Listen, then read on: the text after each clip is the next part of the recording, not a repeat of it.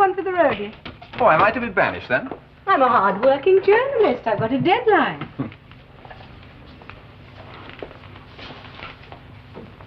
What the devil?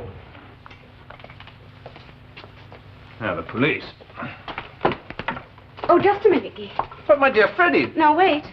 Freddie, in Paris, we consider robbery to be a crime. Oh, hell. Oh, for heaven's sake, will you let me phone the police? Oh, just a minute, Guy. What was in there? Oh, just a few bits of jewelry. Nothing that was worth anything. No, but still, I'll phone the police. Look, why don't you wait until I see what's missing? Well, Freddie, darling... Please. Look, I'll fix you a drink. Guy, I don't want one. Would you mind just going home? What? Just go home now. All right, if that's what you want. I'll call you in the morning. Please. And Guy, don't say anything about this to anyone, will you? No, okay. But still a crime is being committed. Keep it reported, I promise. Fine. Good night. Good night. Beautiful dreams.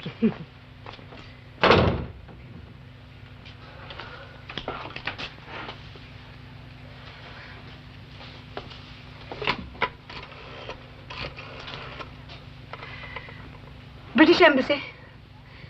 I want to speak to Mr. Norman Morden Cross. Look, it's terribly urgent.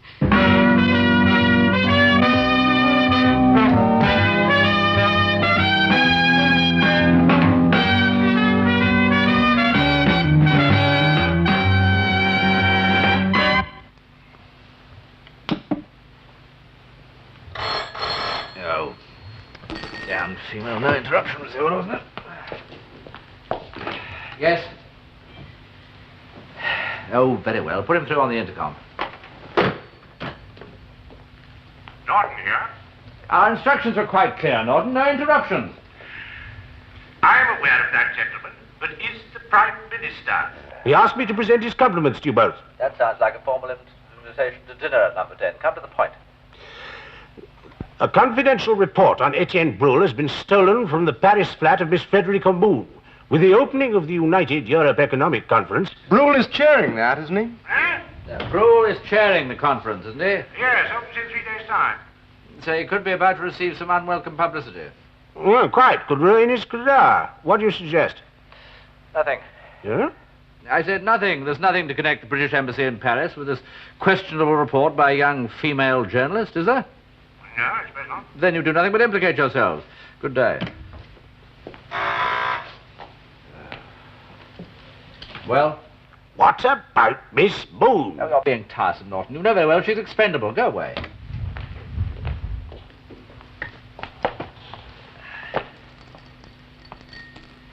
That girl did some good work. Some of her character analyses were possible, yes. But there'll be others. It's your go. I've been. Oh.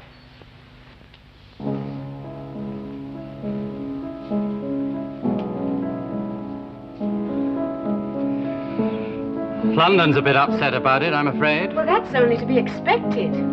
Any idea who might have taken it? No, no idea at all. Oh, I've got a theory. This is attractive, isn't it? All right, I'm listening. Well, obviously it was a burglar who thought he was breaking into someone else's flat. Now, why should he think that? At best, my jewelry's worth about £100. Don't overestimate my literary ability. I'm what the slick magazines call a bright young promise. No, when he realized his mistake, he obviously took what there was. A few bits of jewelry and the envelope with a file in it. He probably thought it was valuable. I see. Well, it was in the safe. It's probably burnt. He'd have thrown it away by now. That's what you're hoping, isn't it? Look, it can't have been anyone else. No one knew that I prepared these confidential reports for government eyes only. Well, that's not true for a start, is it? What? I knew. Of course you knew. I did them for you. Did Guy know? Who? This friend of yours, Guy Le Duc. No, he didn't. Are you quite sure of that? You're accusing me of being indiscreet. I am not. I am merely asking a question. He knew nothing about that side of my business. Anyway, he was with me the whole evening. Did you meet him here? No, at the bar, Scott. And he was waiting for you? No, he telephoned from his office to say he'd be a few minutes late. Did you get that as a message, or did you actually speak to him?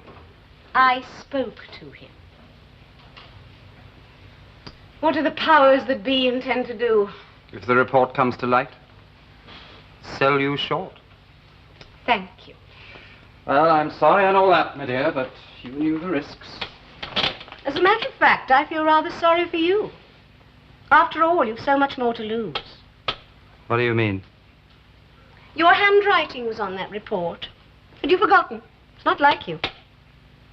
Yes, I remember now. You showed it to me one night up here. I made some marginal notes on it. So you see, if it does appear, there are going to be a few people rather curious as to why such an embarrassing document on an ally should have on it the handwriting of the financial advisor to the British ambassador.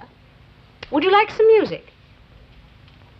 Under these circumstances, the government's policy of doing nothing is somewhat unsatisfactory. Now we've got to get that report back. And fast. I'm so relieved.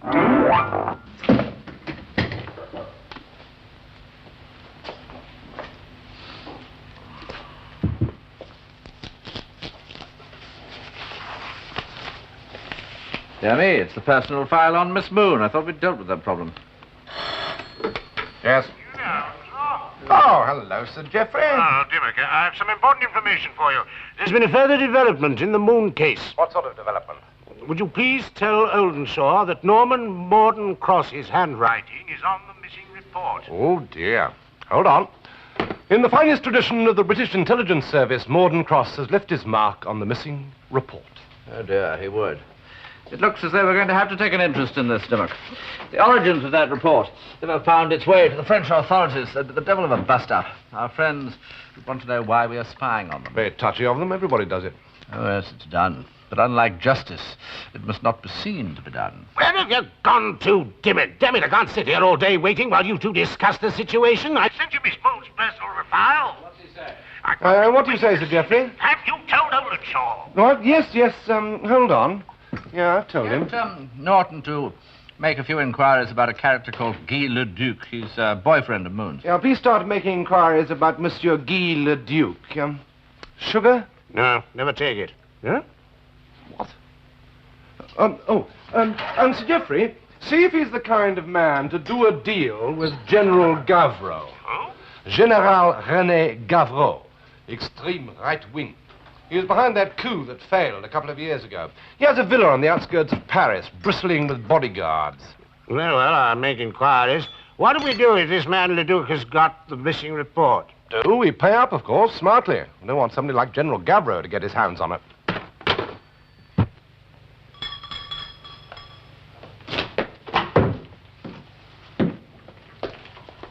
My name is Gilles. I am the General's aide. How do you do?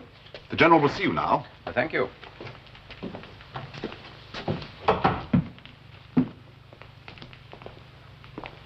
Monsieur Guy Leduc. General Gavreau? How do you do? We've met before. It was some years ago. That is correct, sir. I was a war correspondent in one of your colonial campaigns. Anyway, Gilles, what have I told you? I never forget a face. Now, sir, how can I be of service to you? Oh, it's the other way round, General. I believe I can be of service to you. In what way? As a newspaper man, I have followed your career with interest. Many people do. I have never tried to conceal the fact that I intend to rule this country. Now, that is an ambition that I can help you to achieve. Can you? May I ask what it is you want? In return, straight cash. No political favors? No. I am merely interested in enjoying myself while still a young man. How much? $100,000. It is not an insignificant sum of money. To achieve everything you want? I don't think it is. Everything? Yes.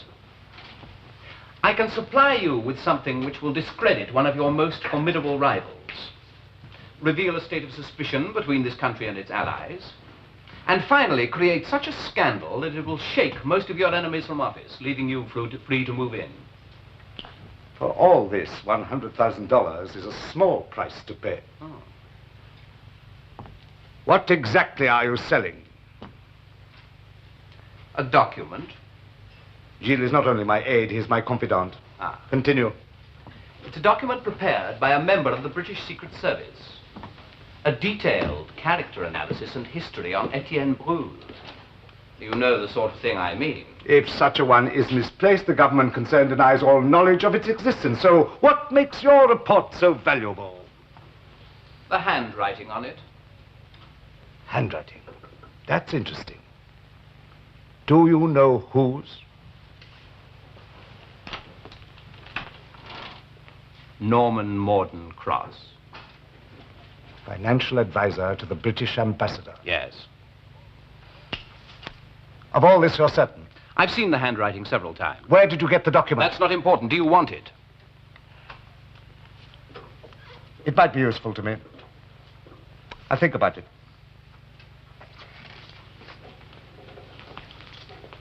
Good day, Monsieur le Duc. Good day, General. Gilles! We shall be in touch with you. Good.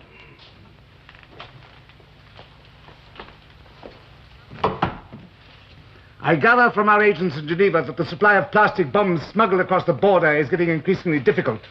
Yes, sir. The customs appear to be working overtime these days. What was your impression of Le Duc? He's not a crank.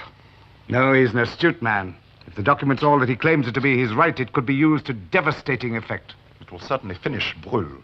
Published at the right moment, Gilles, it will not only finish Brule, it will make a mockery of the new Entente, wreck the United European Economic Conference. What is more, it will bring down our government, as the young man realizes. In future, our supply of plastic will be smuggled across the border near Bow. Very good, sir.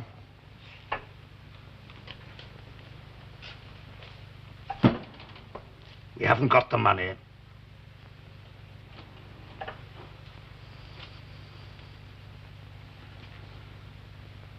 I want that document, Gilles. Was anything else stolen? A few personal papers. Nothing of any value. Well, what did the police say? The usual thing. A spate of robberies in the area. They're working on it. Darling, why do you lie to me? What do you mean? I'm a journalist with connections. I know you haven't been to the police. Oh. Why?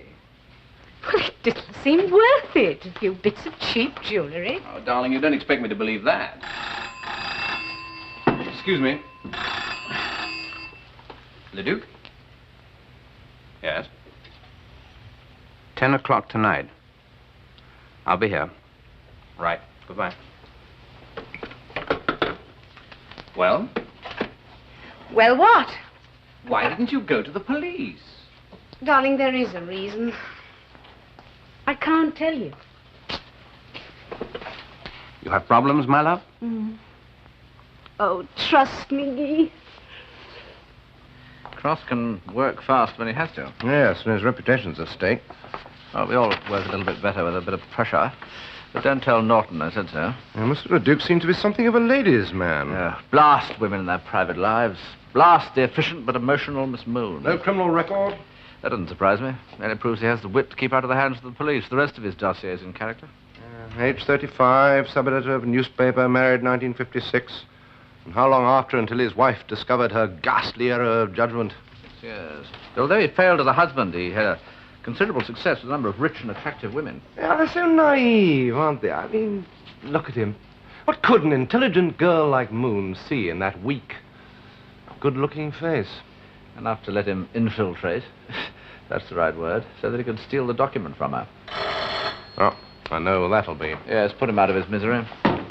Yeah? Timur, about the Moon case. Oh, I think we'd better scramble. Nonsense. Our deductions are quite simple and not in the least secret. Le Duc has the documents, and Cross and his fellow workers must get them back. End of case. So Monsieur Le Duc is not involved? Definitely not, Mr. Morden Cross. And on what do you base that submission? I know him. Do you? He knows there's something going on. He knows I didn't go to the police. He's worried for me. He's concerned. How very touching. I know people. To the extent that the government employs me to write confidential character analyses. Yes, those with whom you're not personally involved. What are you implying? He's a friend, nothing more. Oh, really, my dear, listen to this. Hello? Darling, it's Guy. Oh, darling, don't tell me something's happened. No, my sweet, nothing serious. There's a late story coming. I've got to sort it out. It won't take long. When will you be here? Oh, about 15 minutes. I'll wait for you here then, at the bar. Right, darling. My love. And mine to you.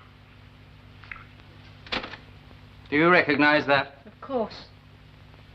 Where did you get it? Off that telephone. Now, don't look at me like that. Telephone tapping's a standard procedure in this business. I should have thought you'd have realized that by this time. While the Duke kept you waiting at the bar, Escott, he was here ransacking this flat. He has that report. He's the thief.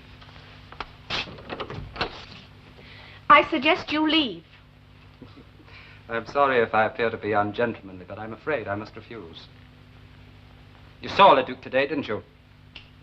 Did he by any chance try to blackmail you?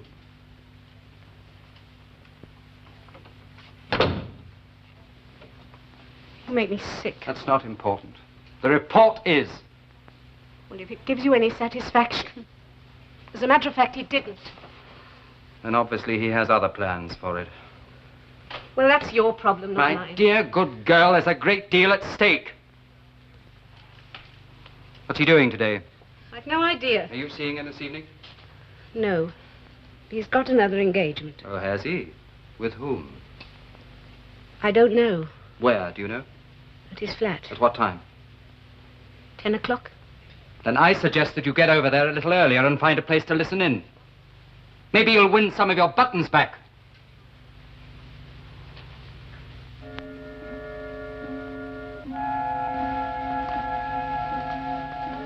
Guy?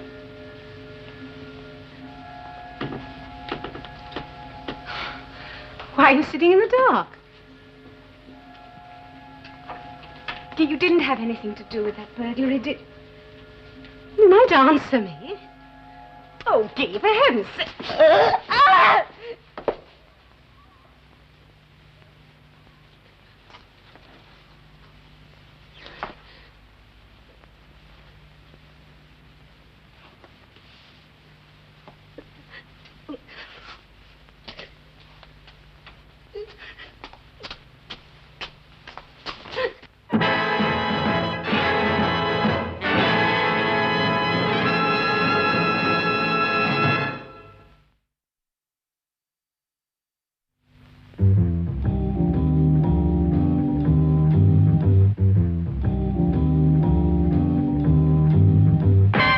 The man had been shot at very close range. The gun was still at his side. Did Cross get an opportunity to go through his things? It was difficult. They managed it after the police had gone.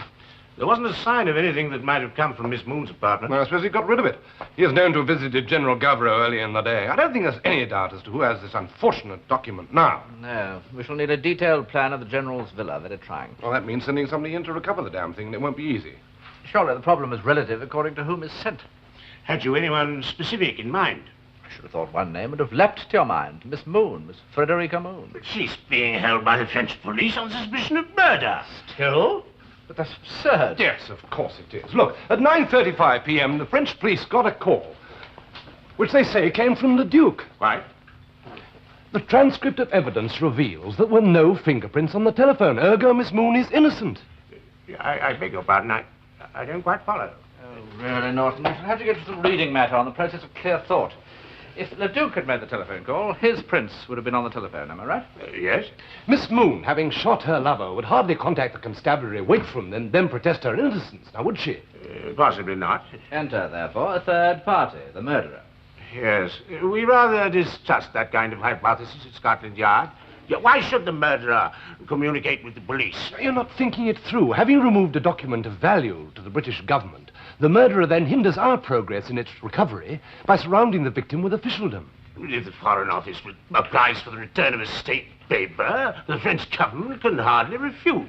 Think, man, think. How can the British government concern itself officially with a document that cannot officially exist? Ah. Kindly arrange for Miss Moon's immediate release and dispatch her with all haste to the General's villa. Have her editor commission an article on General Gavro. He's a public figure. It shouldn't be too difficult. Very well, I'll do what I can. And while you're so doing, there's a newspaper called, freely translated, I mean, The Heart of the People, in which the General has an interest. We would like to take a full-page advertisement daily on the front page. Would you see that, please? An advertisement on the front page of The Heart of the People? Yes.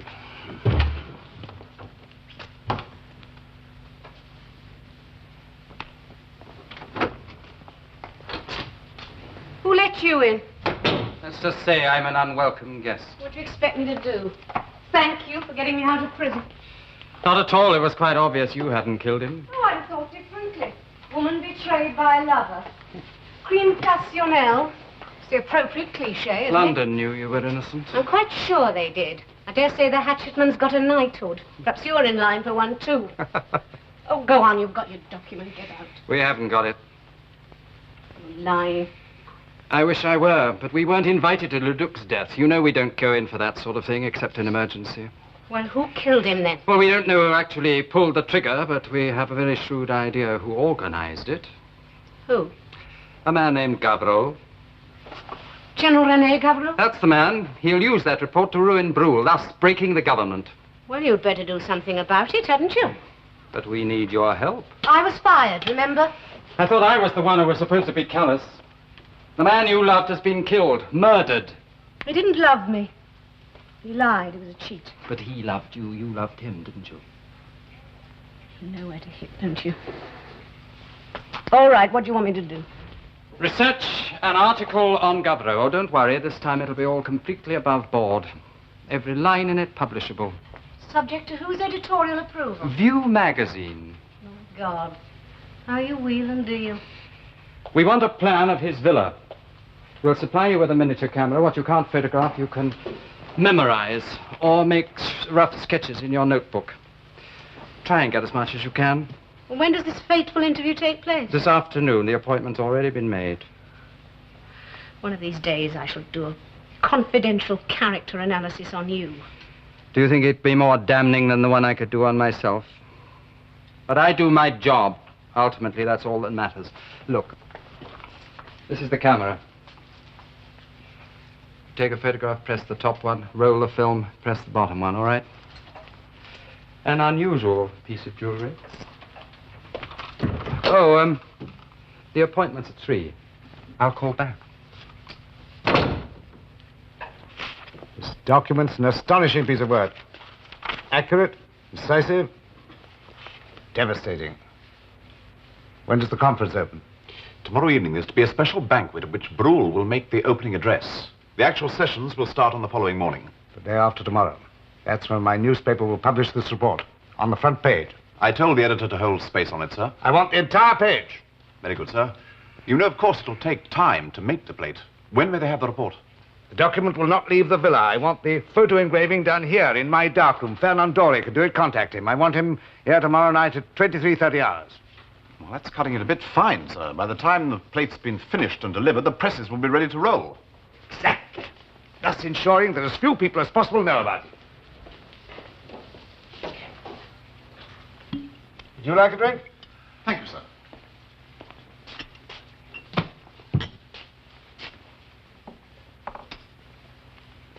To success, sir? To a new France, Gilles. Oh, Miss Freddie Moon from View magazine will be arriving in a few minutes, sir, to interview you.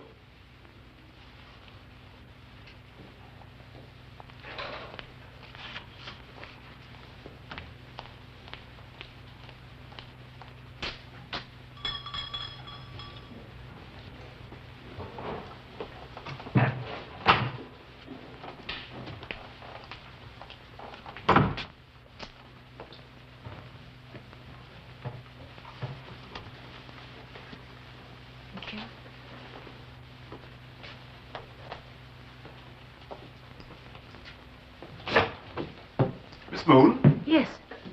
How do you do? I'm Gilles, the General's aide. How do you do? This way, please. The General is expecting you. Miss Moon, sir. Enchanted. I have long been an admirer of your work.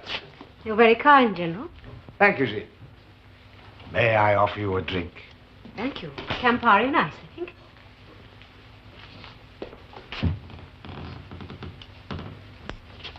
This is a very attractive room, General. Thank you. I designed it while I was living abroad. This is a replica of the original. I find it comfortable and familiar. Campari? Thank you. For very good health. That's a most unusual design. Yes, it's a family heirloom. Rather valuable. May I see the rest of the house? But of course. Shall we begin with the patio? Thank you. Thank you, Sir Geoffrey.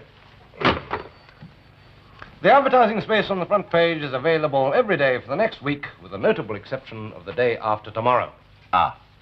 Did you say what the normal run of the paper was and when it was put to bed? Normal run when it's put to bed. I didn't know you were conversant with the journalistic idiom. My youth was misspent in various ways. The press is going to bed at 3:30 a.m. and the run is 100,000. How very accurate, Dimmock. I got everything on the ground floor. But there's a cellar. No matter how hard I tried, I couldn't get down there. It's a pity. I made a few notes on the distribution of the guards about the place. Oh, yes. And one or two things that the General said that might be of interest. Such as? Well, he described one room as being a replica of a room he had in his empire building days. That might well apply to the entire villa. I wonder if London could get hold of the original plans. If the rest of the photographs tally, that ought to be enough to go on. Well? Well, what? Do I get my buttons back? How typical. To design his villa as a replica of his colonial campaign headquarters. The colonial one, the villa outside Paris, they're exactly the same. Even the telephone switchboard's in the same place. There's a step up from the salon in both cases. Everything is apparently identical. Let's hope the basements in both villas are identical, too. And the door leading down from the hall is in the same place. There. Well, in that case, we must assume that the darkroom, our objective, will be there. Yes. I wonder how long it'll take the car to go from the villa to the newspaper office. Oh, from the map, would say just over an hour. The presses roll at 3:30 a.m., therefore the plates will have to be ready at 2. Quite. Therefore, we'll have to know how long it will take Mr. Cross to get into the villa and down to the darkroom. Right. Why the hell they can't leave this business to me, I can't imagine. We didn't exactly impress them the first time, did we? With Le Duc, you mean? I didn't realize Gavreau could be so ruthless. But you do now. In fact, you did before you sent me to see him. He's not the only ruthless one, is he? Ever come across this man on your travels? Who is he? He's a photographer named Fernand Doré. London believes that he's the man who will make the plate. We are keeping an eye on him. Where is he now? At home. The longer he stays there, the happier I'll be. Miss Moon said she timed the sentry going round the inner area of the villa, and it took him 4 minutes. At night he'll walk more slowly. We'll allow 6. Right.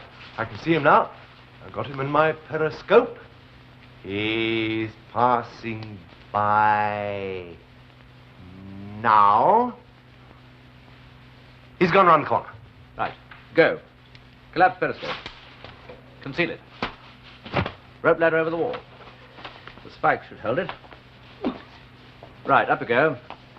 Ah, height of wall 11'6". Yep. 1'6". 3 foot. Got plenty of time. The sentry won't be back for 5 minutes and 41 seconds. 4'6". I can see over the top of the wall. 1 more. Watch out for the spikes. Good, good. Oh, we're getting along splendidly. Right, jump. Now 5 seconds to recover. See that the coast is clear. Then across the garden hill for leather. Go. 40. Through the arch. 32. Round the first corner and down the steps. Don't break your neck. 45. Second corner. 55, I'm there. Splendid. And well within the allotted time limit. Oh, good. Didn't fancy getting caught. Right, now take a breather. I don't see why I had to rush round the room like that. I could have got it much more easily from the plan. Nonsense. You're just lazy. Now, let's have another look at that coal, Hal.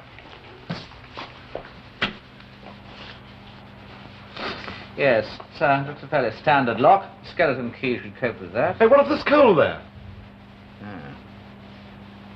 There won't be. Oh? Look at that. Ah, oil intake. Yes. Now, let's get back to the car. You see, they've used a ducted warm air system. How very obliging of them. It's a fireplace.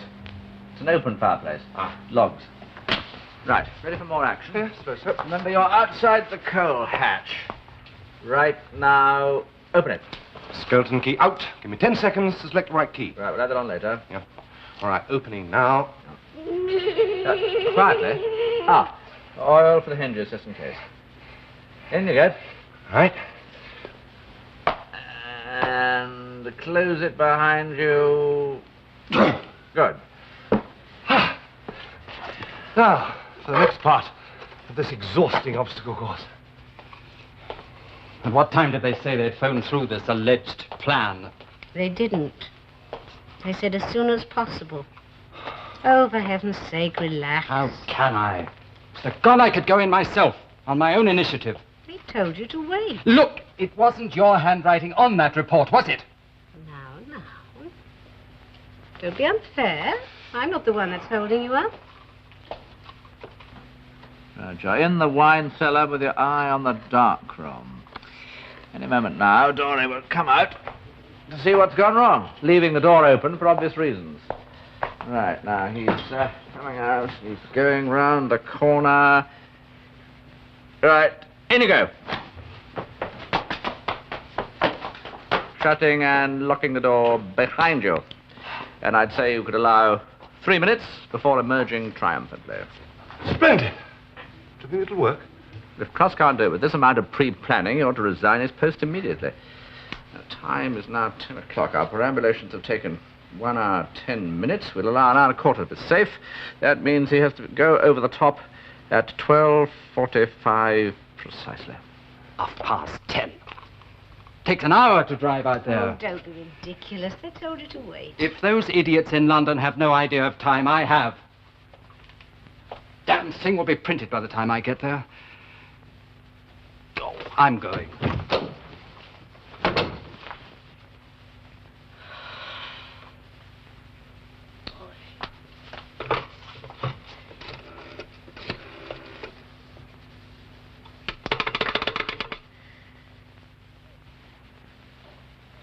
Good gracious me. He did what? When? About? I don't want to know vaguely. I want to know exactly. 10:30. He'll never succeed in his own without a plan. It's the end of All right. You're on your own now.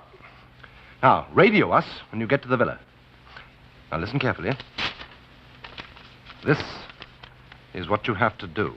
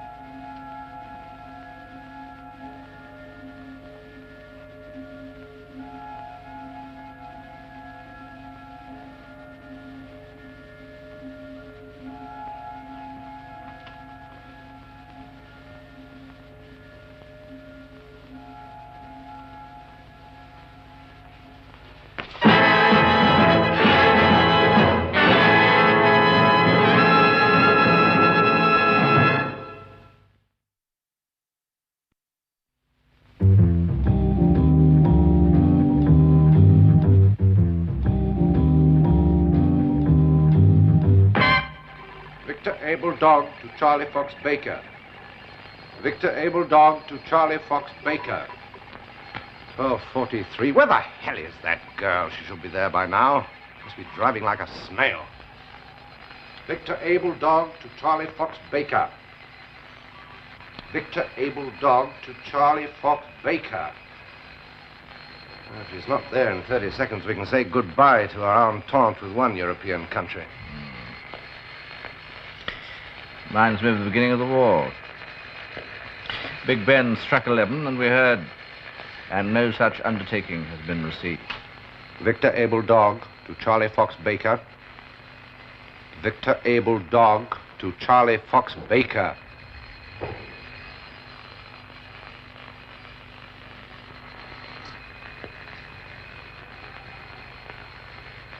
Charlie Fox You've Baker. covered it fine, Freddie. Able Dog. Still, glad you're with us. No sign of Cross, I suppose? No. All right. It's all up to you now. You can start your operation now, and good luck. Thank you.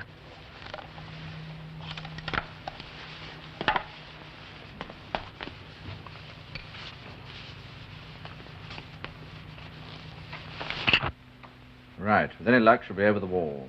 Look, we're assuming Cross has been killed. You mean he might have been taken prisoner? Yes. It's going to complicate the issue. Complicate? That's a masterly understatement. Well, let's have a look at the available space suitable for incarceration. That's an obvious cell, and it's right opposite the wine cellar. So we must assume there's a guard there. The girl will run straight into him. Somehow or other, we've got to distract him. From here? I've got an idea. Is there a telephone there? Yes, there. Oh, yes. Good. It's right round the corner. I think a Hofenstädter printing press might be the answer.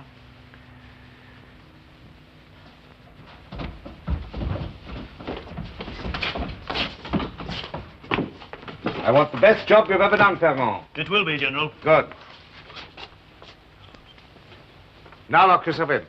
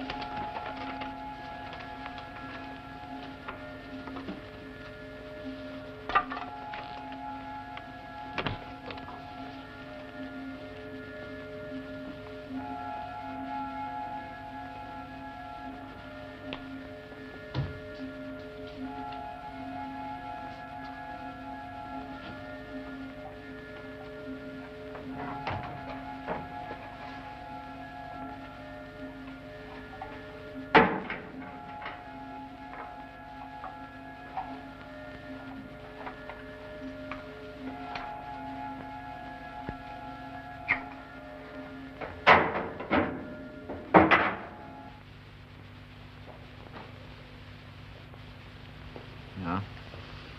Thank you.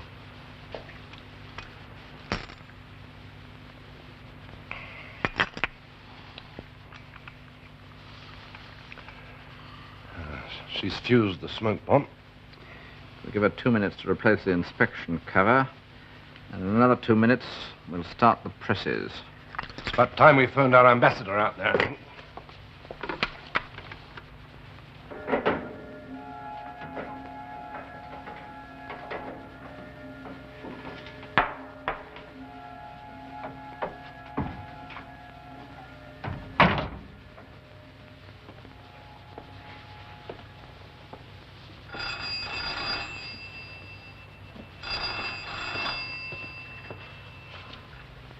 It's ringing now. Thank God for STD.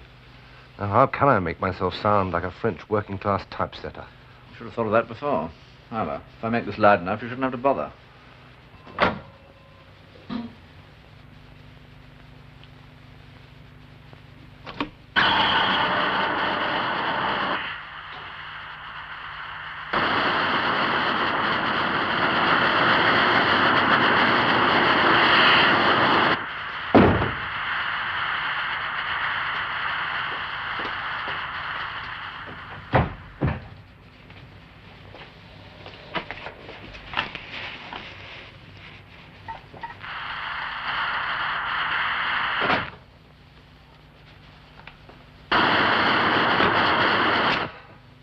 you think?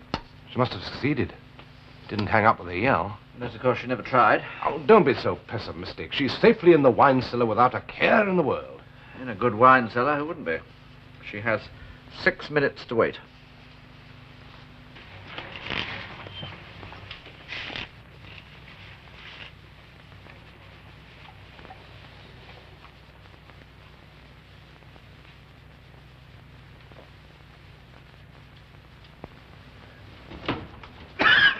The air conditioner, quick! It's on fire! Fire!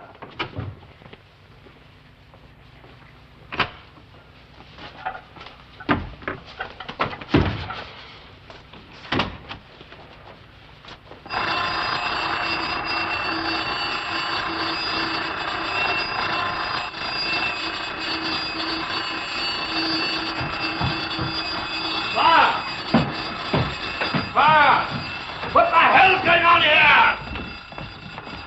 It was the air conditioner. I shut down the system. But with the document and the plate? They're all right, General. It was only smoke. The door open. There's somebody in there.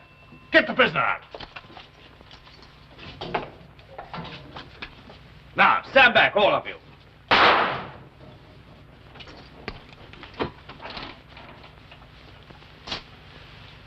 Good evening, General.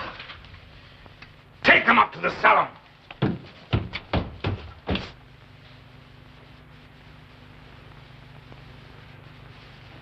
Should be over. Apart from the strategic withdrawal. You think you're clever destroying the Brûle report. But you're still here. And you're at my mercy. And you can be merciless, can't you, General? What do you mean by that? Guy le Duc. That was an unfortunate political necessity.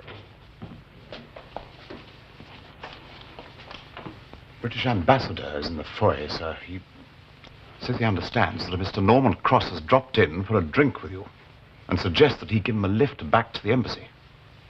British ambassador? Well, ask him in for a drink. I'm afraid that's not all, sir. He's also brought an inspector of police with him who mentioned a Guy le Duc. I see.